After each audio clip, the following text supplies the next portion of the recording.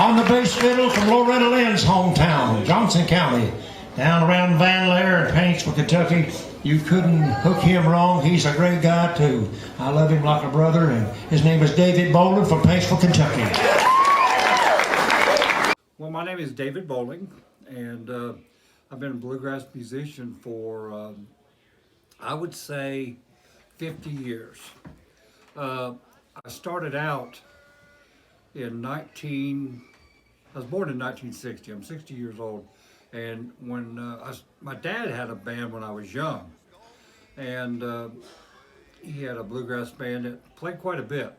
His name was Clyde Bowling. And every Friday he'd have the band over to practice, and the bass player would leave his bass in my room. When I got about 7 or 8 years old, my goal was to learn how to play that bass secretly in my room, and then when they practiced, go out there and show them that I could play. So I worked on it about 3 months, and one night Dad was having practice, and I went out there, and I said, let me play one. And he said, you don't know how to play. And really I didn't, but I could play enough. So I played, and then I'll never forget, my first show was for actually a bunch of drunk Shriners. Mom dressed me up in a cowboy suit, and I went on and played my first show. Well, I played in Dad's band for several years, and when I was 17 years old, I was a junior in high school, Dad and I went to Bean Blossom, Indiana, and they had a big country music, bluegrass music show down there with Ernest Tubb and Bill Monroe and many others.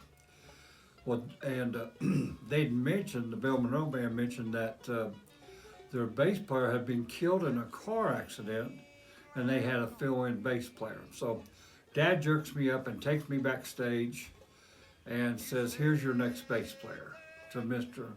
Monroe.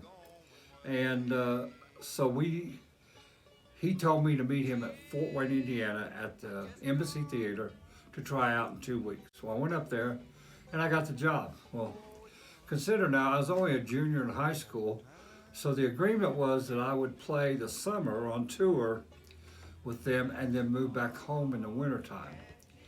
Well, I got to play the summer with him. We toured all over the country, and then in the wintertime I was supposed to move home. Well, I talked my parents into letting me stay in Nashville. And well, I didn't go to school much, let's just say that.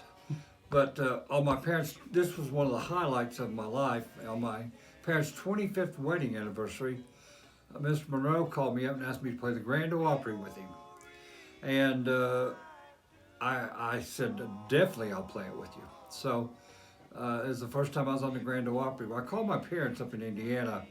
It was their anniversary, and asked them if they'd like to come down, and I talked Mr. Monroe into getting them backstage passes. Got on stage. I never was nervous on stage in my life except for the Opry. It's just a vague memory to me. I was so nervous and scared. But since that time, I've played the Grand Ole Opry several times, and I went on to play with Larry Sparks and the Lonesome Ramblers after my hitch with Bill Monroe, and then I spent 20 years with Melvin Goins and Windy Mountain. And then I got married and settled down and had children, and been doing this radio show. This radio show that we're working on here today is the longest running radio show on WSIP. It's been around since 1981. And my father started it with live music. And it would go every week, live music with him and me and the Goins brothers.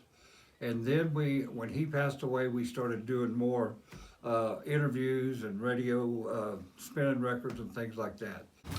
Welcome to Bluegrass in the Highlands on this overcast Sunday afternoon. My passion is my father. On his deathbed, he asked me two things.